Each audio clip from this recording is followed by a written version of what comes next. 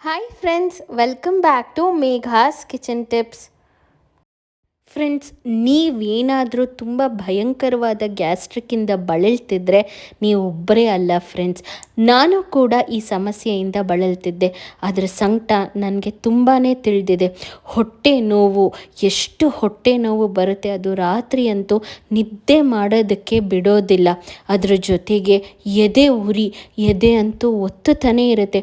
ಅದು ಹೇಗೆ ಒತ್ತುತ್ತೆ ಅಂದರೆ ಯಾರೋ ಬಾಣದಿಂದ ಹೊಡೆದಷ್ಟು ನೋವು. ಸಂಕಟ ಅಂದರೆ ಸಂಕಟ, ಏನು ತಿನ್ನೋದಕ್ಕಾಗಲ್ಲ, ಕುಡಿಯೋದಕ್ಕಾಗಲ್ಲ. ಯಾವಾಗ ಈ ನೋವು ನಮ್ಮನ್ನ ಬಿಟ್ಟು ಹೋಗುತ್ತಪ್ಪ ಅಂತ ಅನ್ನಿಸ್ತಾ ಇರುತ್ತೆ. ಇದಕ್ಕೆಲ್ಲ ಮುಖ್ಯ ಕಾರಣ ಇಂಡೈಜೆಷನ್ನು, ಇದರ ಜೊತೆಗೆ ಕಾನ್ಸ್ಟಿಪೇಷನ್ ಆಗುತ್ತೆ. ಬಟ್ ಫ್ರೆಂಡ್ಸ್, ಇವತ್ತು ನಾನೊಂದು ಒಳ್ಳೆ ಮನೆಮದ್ದಿಂದ ಬಂದಿದ್ದೀನಿ. ಈ ಮನೆಮದ್ದನ್ನ ನಾನು ಕೂಡ ಫಾಲೋ ಮಾಡಿದ್ದೀನಿ. ಇದನ್ನು ಕುಡಿದ ತಕ್ಷಣವೇ ಗ್ಯಾಸು ನಿವಾರಣೆ ಆಗುತ್ತೆ. ಫ್ರೆಂಡ್ಸ್, ಎಷ್ಟು ಅಂತ ನಾವು ಆ್ಯಂಟಿಬಯೋಟಿಕ್ಸ್ನ ತೊಗೊಳಕ್ಕಾಗತ್ತೆ, ಅದರಿಂದ ಗ್ಯಾಸ್ಟ್ರಿಕ್ ಅನ್ನೋದು ಇನ್ನೂ ಹೆಚ್ಚೇ ಆಗುತ್ತೆ ಹೊರತು ಕಡಿಮೆ ಅಂತೂ ಆಗಲ್ಲ.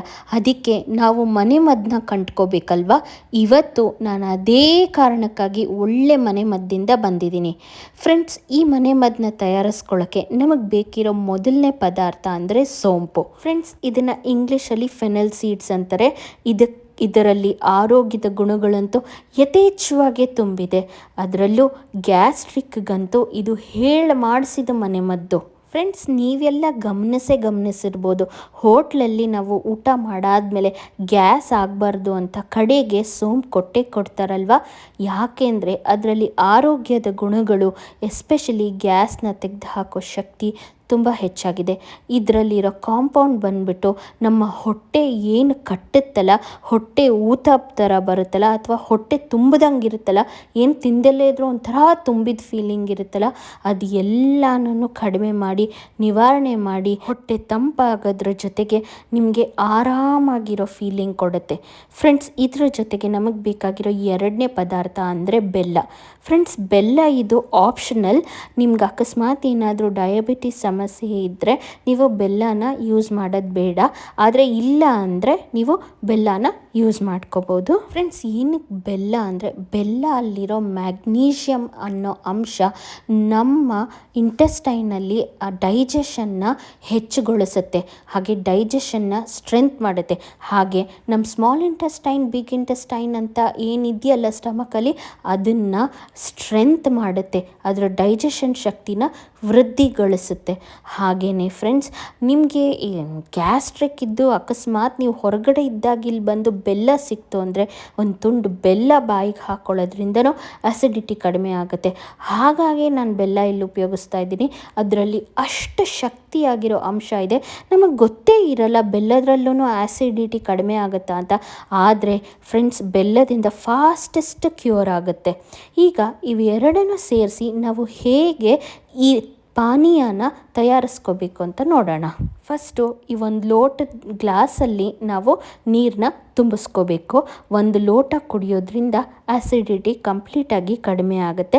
ಆದರೆ ಇದನ್ನು ನೀವು ದಿನ ಬೆಳಗ್ಗೆ ಕುಡಿಬೇಕಾಗತ್ತೆ.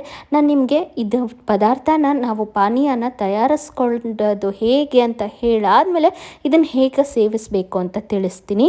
ಫಸ್ಟು ನೀರು ಹಾಕ್ಕೊಂಡ್ಮೇಲೆ ಇದಕ್ಕೆ ನಾವು 1 ಟೀ ಸ್ಪೂನ್ ಸೋಂಪನ್ನ ಸೇರಿಸ್ಕೋಬೇಕಾಗುತ್ತೆ. ಫ್ರೆಂಡ್ಸ್, ನೀವು ಮಿಸ್ಟೇಕ್ ಮಾಡ್ಕೊಳಕ್ಕೆ ಹೋಗಬೇಡಿ.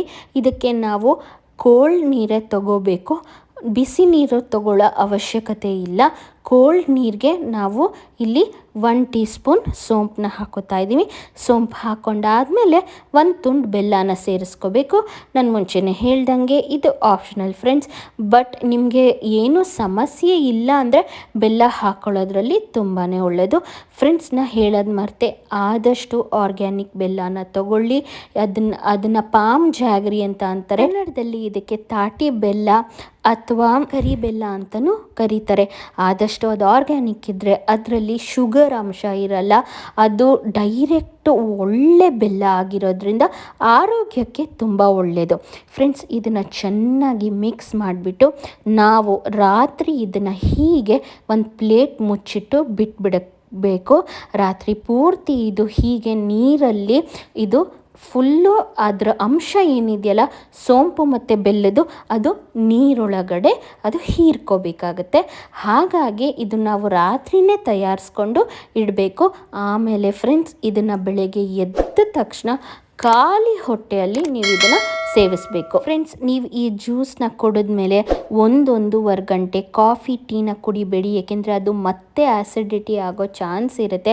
ಹಾಗಾಗಿ ಏನೂ ತಿನ್ನಬೇಡಿ 1-1.5 ಗಂಟೆವರೆಗೂ. ಹಾಗೆ ಬೇರೆ ಥರ ಕಾಫಿ ಟೀನೂ ಕುಡಿಬೇಡಿ. ಫ್ರೆಂಡ್ಸ್, ಇದನ್ನು ನೀವು ಕುಡಿದ್ಮೇಲೆ ಒಂದು ದಿನಕ್ಕೇ ಗ್ಯಾಸ್ಟ್ರಿಕ್ ವಾಸಿಯಾಗೋಗ್ಬಿಡುತ್ತೆ. ಆದರೆ ನಾನು ಹೇಳೋದೇನು ಅಂದರೆ, ನೀವು ಇದನ್ನು ಕುಡಿಯೋದನ್ನು ನಿಲ್ಲಿಸಬೇಡಿ ಫ್ರೆಂಡ್ಸ್. ಒಂದು ವಾರ ಕುಡೀರಿ. ಯಾಕೆಂದರೆ ಒಳಗಡೆಯಿಂದ ಒಂಚೂರು ಏನಾದರೂ ಗ್ಯಾಸ್ ಉಳ್ಕೊಂಡಿದ್ರೂ ಅದು ಬುಡದಿಂದ ಸಮೇತ ಕಿತ್ತಾಕೋದ್ರಲ್ಲಿ ಇದು ಹೆಲ್ಪ್ ಆಗುತ್ತೆ. ನೋಡಿ, ಇದು ರಾತ್ರಿ ಎಲ್ಲ ನೆನೆಸಿಟ್ರೆ ಈ ಥರ ಕಲರ್ ಆಗುತ್ತೆ. ನೀವು ಇದನ್ನು ಬೆಳಗ್ಗೆ ಸೇವಿಸಬೇಕು.